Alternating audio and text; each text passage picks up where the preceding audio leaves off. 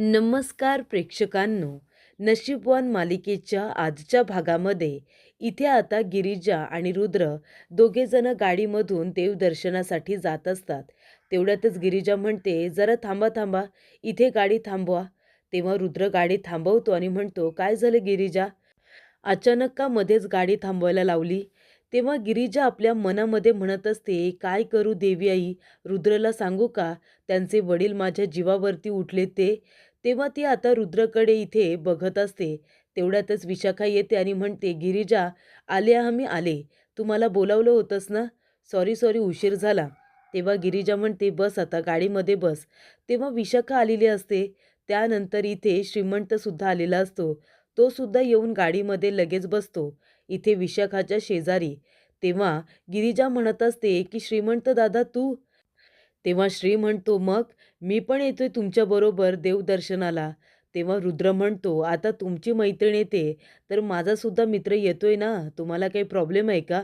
तेव्हा इथे गिरिजा म्हणते, नाही नाही, मला काय प्रॉब्लेम असणार आहे, उलट श्रीदादा येत आहे ती चांगलीच गोष्ट आहे.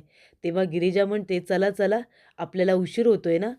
तेव्हा इथे रुद्र पुन्हा गाडी चालवायला सुरुवात करतो. तेव्हा प्रेक्षकांनो, उर्वशी आणि सावी दोघीजणी आता घरामध्ये परत आलेल्या असतात. सावी म्हणत असते, काय गं मावशी, घरामध्ये इतकी शांतता का? म्हणजे बाकीचे सगळे कुठे गेलेत? तेव्हा उर्वशी म्हणत असते की बाकीचे सगळे मंदिरामध्ये गेलेत, पण गिरिजा मात्र मृत्यूच्या दारामध्ये उभी राहायला गेले. आज गिरिजाचा शेवटचा दिवस आहे. तेवढ्यात प्रेक्षकांनो, गिरिजाच्या रूममध्ये एक फोटो पडल्याचा आवाज येतो. तेव्हा उर्वशी आणि सावी दोघींचं लक्ष त्या आवाजाच्या दिशेने जातं. तेव्हा सावी म्हणत असते, म्हणजे तू काय म्हणतेस मावशी, मला कळलं नाही. तेव्हा उर्वशी म्हणते, आज आहे ना त्या गिरिजाचा शेवटचा दिवस आहे. आज ती गिरिजा जिवंत नाही राहणार आहे, हे मी तुला सांगते. तेव्हा सावी म्हणते, पण मावशी, इकडून आवाज आला गं. तेव्हा उर्वशी म्हणते, हो ना, ती गिरिजा रूममध्ये तर नाही ना, चल जाऊन बघायला हवं. असं आता उर्वशी सावीला म्हणत असते आणि दोघीजणी गिरिजाच्या रूमकडे जायला निघतात. आणि रूममध्ये तर प्रभास काका असतात. त्या दोघीजणी वरती येतात की काय, प्रभास काका आता लपून बसलेले असतात दाराच्या मागे.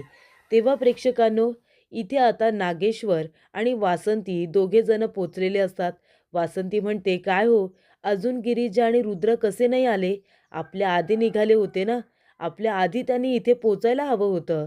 तेव्हा नागेश्वर म्हणतो, अहो हो, पण तुम्ही बघितलंत ना, सूनबाईंनी शेवटच्या क्षणी काय सांगितलं, की ही गाडी तुम्ही घेऊन जा, आम्ही दुसऱ्या गाडीने येतो म्हणून. बघा, झाला की नाही उशीर यायला. तेव्हा प्रेक्षकांनो, सावी म्हणत असते की आपण आता रूममध्ये जाऊन बघूया, ती गिरिजा तर नाही आहे ना. तर गिरिजा रुद्रला विचारत असते की आपण आता कधी पोचू, अजून पोचलो कसे नाही. तेव्हा रुद्र म्हणत असतो की आता फक्त थोडंच अंतर राहिले, आपण आता पोचणारच आहोत. तेवढ्यातच प्रेक्षकांनो, गिरिजा रुद्र गाडीमधून जात असतात. उर्वशी आणि सावी दोघेजण गिरिजाच्या रूममध्ये आलेले असतात. प्रभास काका तोंडावरती हात ठेवतात, जेणेकरून त्या दोघींना आवाज जाऊ नये म्हणून. तेव्हा सावी म्हणते, काय गं मावशी, ती जर आता गिरिजा गेले, मग तिच्या रूममधून आपल्याला आवाज कसा काय आला? तेवढ्यातच प्रेक्षकांनो, रुद्र, सावी, श्री आणि विशाखा चौघेही जण आता पोचलेले असतात. तेव्हा गिरिजा आल्या आल्या विचारते की आई, तुम्ही ठीक आहात ना, तुम्हाला काही झालं तर नाही ना? तेव्हा वासंती म्हणते, नाही बाळा, मी एकदम ठीक आहे. तेव्हा नागेश्वर म्हणत असतो, अहो सुनबाई, असं काय करताय?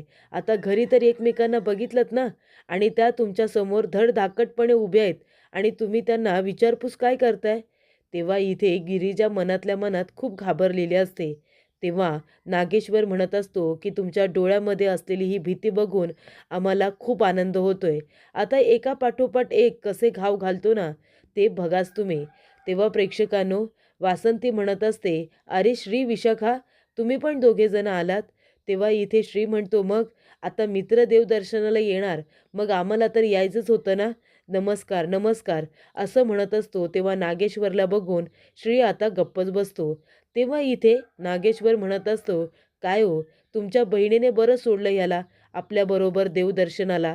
तेव्हा इथे वासंती लगेच विषय बदलते आणि म्हणते, बरं झालं तुम्ही दोघेजण आलात, त्यानिमित्ताने तुमचंही देवदर्शन होईल. तेव्हा विशाखा म्हणते, हो ना, अशा रस्त्याने आम्ही किती वेळा तरी गेलोय शाळेत जात असताना.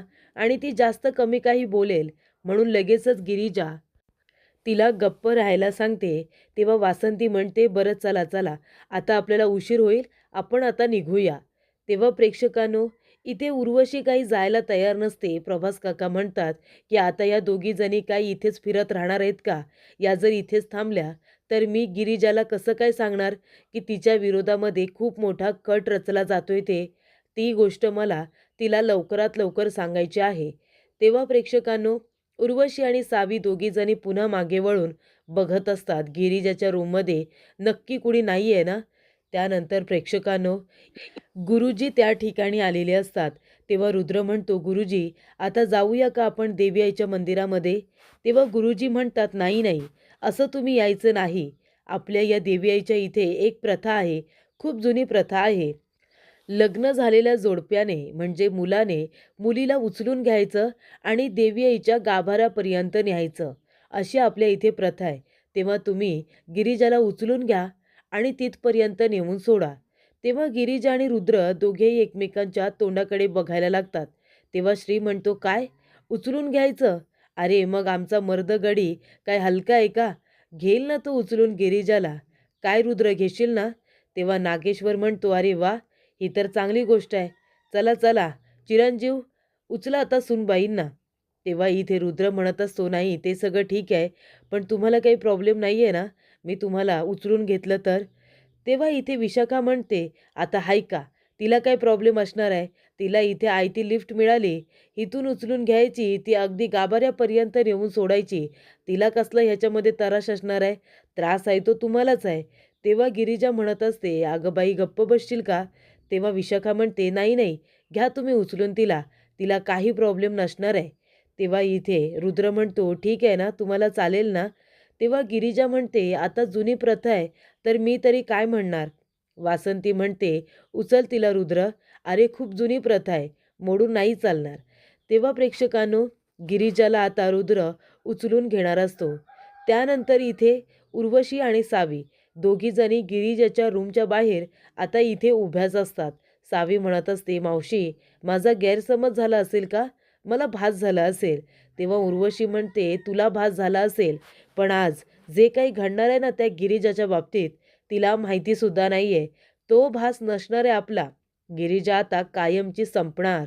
तिचा तिथे आता काटा काढला जाणार हे मात्र नक्की. तेव्हा इथे प्रभास खूप घाबरलेला असतो. प्रभास म्हणतो, काही करून मला गिरिजाचा जीव वाचवायचा आहे. तेव्हा प्रेक्षकांनो, इथे आता रुद्रने गिरिजाला उचलून घेतलेलं असतं आणि तो तिला आता घेऊन जात असतो. पण एक प्रॉब्लेम झालेला असतो. चालत असताना आता इथे रुद्रने गिरिजाला उचलून घेतलेलं असतं, पण त्यामुळे समोर काय आहे, पायाजवळ काय आहे हे त्याला आता दिसत नसतं. आणि जंगलाचा रस्ता असतो, काट्याकुट्याचा रस्ता असतो. रुद्र आता गिरिजाला घेऊन जात असताना त्याच्या पायाला जोरात काटा टुकतो. तेव्हा इथे रुद्रला कळ लागते. गिरिजा म्हणते, काय झालं? रुद्र म्हणतो, नाही काही नाही, काटा टुपला मला. तेव्हा इथे गिरिजा म्हणते, थांबा थांबा मी उतरते.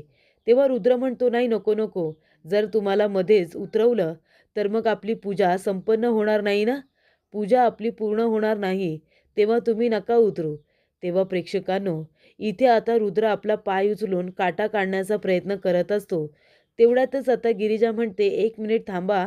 आणि रुद्र पाय उचलतो आणि गिरिजा त्याच्या पायामध्ये टुपलेला काटा काढते आणि ती रुद्रला म्हणते की काटा काढला, हा संसार आपल्या दोघांचा आहे ना, दोघांना पूजा संपन्न करायची आहे, मग मेहनत दोघांची नको का? तेव्हा इथे रुद्र म्हणतो, अगदी बरोबर. तेव्हा इथे रुद्र म्हणत असतो, गुरुजी इथे उतरायचं आहे का गिरिजाला? तेव्हा श्री म्हणत असतो, काय रे, तुला खूपच जास्त घाई लागली गिरिजाला खाली उतरायची. अरे जरा थोडा वेळ अजून उचलून घेतलंस तर काय बिघडलं का तुला? तेव्हा इथे गुरुजी म्हणतात, नाही नाही, बरोबर घेऊन आले ते, इथेच उतरायचं आहे आता गिरिजाला. तेव्हा इथे रुद्र गिरिजाला खाली उतरतो आणि मग गुरुजी म्हणतात की तुम्हाला दोघांना आता देवी आईचा आशीर्वादसुद्धा घ्यायचा आहे, चला पाया पडा बरं. तेव्हा रुद्र म्हणतो, चला गिरिजा, चला देवी आईचा आशीर्वाद घेऊया. तेव्हा प्रेक्षकांनो, रुद्र आणि गिरिजा दोघेजण देवी आईचा आशीर्वाद सुद्धा घेतात. दोघेजण आता पाया पडत असतात. तेव्हा प्रेक्षकांनो, इथे आता रुद्रने गिरिजाला उचलून घेऊन हे व्रत पूर्ण केलेलं असतं. त्यानंतर प्रेक्षकांनो, तिथे एक गुरुजी बसलेले असतात. ते नशीब सांगत असतात. कवड्या टाकून ते नशीब सांगत असतात. तेव्हा नागेश्वर म्हणत असतो, काय चिरंजीव सुनबाई, तुमचं नशीब जाणून घेऊया का? तर सगळ्यात आधी रुद्रसाठी कवड्या टाकलेल्या असतात. तेव्हा त्यातली एक कवडी आता उलटी पडलेली असते. तेव्हा वासंती म्हणते, काय हो बाबा, हे काय झालं गुरुजी? यातली एक कवडी तर उलटी पडली ना? तेव्हा गुरुजी म्हणत असतात की मुलाच्या नशिबामध्ये आता असा काही बदल होणार आहे ना, त्याचा विचार मुलाने सुद्धा केला नसेल. नशीब एकदम कलाटणी घेणार आहे तुमची. त्याचं तुम्हालाच काही कळणार नाही. त्यासाठी ह्या कवडीचा अर्थ फक्त उलटी पडली म्हणून वाईटच नाही आहे, चांगलासुद्धा असू शकतो. त्यानंतर प्रेक्षकांनो, इथे आता गिरिजासाठी कवड्या टाकलेल्या असतात. तेव्हा गिरिजा म्हणतात, मुलीने खूपच कुणीतरी जवळची व्यक्ती गमावलेली आहे, बरोबर ना? तेव्हा इथे गिरिजाला आपले वडील दत्तू आठवतात आणि तिच्या डोळ्यात आता पाणी चाललेलं असतं. तेव्हा गुरुजी म्हणत असतात, पण तू वाईट वाटून घेऊ नकोस, कारण त्या व्यक्तीची भेट लवकरच आता तुझ्याबरोबर होणार आहे. ती तुझी जीवाची व्यक्ती लवकरच तुला भेटणार आहे. तेव्हा नागेश्वर म्हणत असतो मनातल्या मनात की हो, आता जेव्हा गिरिजावरती ढगा जाईल ना, तेव्हा तिच्या वडिलांबरोबर तिची भेट तर होणारच आहे. तेव्हा प्रेक्षकांनो, गिरिजाला आश्चर्य वाटलेलं असतं की माझी भेट गेलेल्या माणसाबरोबर कशी होईल? माझे वडील तर आता नाही आहेत ना, मग गुरुजी असं का म्हणाले? पण प्रेक्षकांनो, गुरुजी जे म्हणालेले असतात, ती जवळची व्यक्ती म्हणजे गिरिजाची आई. तेव्हा इथे गिरिजाची आई हातामध्ये आता कवड्या घेऊन त्या रस्त्याने टाकत टाकत जात असतात आणि छकुली छकुली म्हणून आता ओरडत असतात. तेव्हा प्रेक्षकांनो, गिरिजा आता छकुली छकुली असा आवाज ऐकून त्या बाईच्या मागे मागे येत असते. ती बाई पुढे पुढे चालत असते, छकुली छकुली म्हणत, हातातल्या कवड्या खाली टाकत. गिरिजा तिच्या मागे मागे येत असते. त्या पडलेल्या कवड्या आता उचलत उचलत तिच्या आईच्या मागे मागे येत असते आणि दोघींच्या हातामध्ये तेवढ्याच कवड्या आता साचलेल्या असतात, सेम सेम कवड्या. तेव्हा प्रेक्षकांनो, गुरुजी म्हणत असतात की नशीब पालटणार आणि इथे आता पापावरती पुण्य भारी पडणार. तेव्हा कितीही कुणीही प्रयत्न केले ना, तरीसुद्धा नशीब पलटणार नाही. नागेश्वर म्हणतो, मये बाबा, आता माझं नशीब सांग की, कारण माझ्यामध्ये नशीब बदलण्याची सुद्धा ताकद आहे, म्हणून म्हणतोय मी. तेव्हा इथे गुरुजी म्हणतात की नाही, नशीब कुणीही बदलू शकत नाही दादा. नशिबामध्ये जे काही लिहिलंय ना, ते घडणारच आणि ते घडतच राहणार. त्यामुळे नशीब कुणीही बदलणार नाही, हे मात्र नक्की. तुमच्या नशिबात जे घडणार आहे ते घडणारच. तेव्हा इथे नागेश्वर म्हणतो, मग मला सांग, सांग ना माझ्या नशिबात काय घडणार आहे ते. तेव्हा इथे गुरुजी म्हणतात, सांगतो ना, पण तुम्ही नशीब बदलू शकणार नाही. त्याआधी माझी जी काही दक्षिणा झालेली आहे ती तर द्या. तेव्हा नागेश्वर म्हणतो, अच्छा, म्हणजे आत्तापर्यंत नशीब सांगितलं नाही, नशिबात काय होणार आहे ते, पण दक्षिणा मात्र तुला सगळ्यात आधी पाहिजे, बरोबर ना? तेव्हा नागेश्वर पैसे घेतो आणि त्या गुरुजीच्या तोंडावरती फेकून मारतो. तेव्हा ती बाई जी आता छकुली छकुली म्हणत असते, ती गिरिजाची आई असते आणि गिरिजाबरोबर लहानपणी जे क्षण काही त्यांनी घालवलेले असतात, ते सगळे आता त्यांना आठवत असतात. आणि तेव्हाच प्रेक्षकांनो, तिथे आता गिरिजा आलेली असते. ती म्हणते, एक मिनिट थांबा, थांबा, कोण आहात तुम्ही? तेव्हा प्रेक्षकांनो, गिरिजा आता आपल्या आईला काही ओळखत नाही, कारण जेव्हा ती आपल्या आईपासून दुरावलेली असते, तेव्हा ती खूपच जास्त लहान असते आणि त्यामुळे इथे गिरिजा आपल्या आईला ओळखत नाही. पण इथे आता तिची आई मात्र तिला बरोबर ओळखते. पुढील भागामध्ये इथे आता गिरिजाची आई देवकी तिच्या गालावरून हात फिरवते आणि म्हणते, माझी माझी छकुली. तेव्हा गिरिजा म्हणते, नाही, मी तुमची छकुली नाही आहे. तुमची छकुली कुठे आहे? कुठे गेली आहे ती? तेव्हा इथे देवकी म्हणत असते, माझी छकुली त्या नराधमामुळे माझ्यापासून दूर झाली. त्या नराधमाने केले हे सगळं. तेव्हा इथे नागेश्वर म्हणत असतो, आपल्या माणसांना सांगत असतो, आज काहीही झालं तरी गिरिजा वाचता कामा नये, या जंगलातून जिवंत जाता कामा नये, कळलं तुम्हाला? तेव्हा प्रेक्षकांनो, इथे आता तिची आई देवकी म्हणत असते की माझ्या मुलीला त्या नराधमाने माझ्यापासून दूर केलं. गिरिजा म्हणते, कोण कोण होता तो नराधम?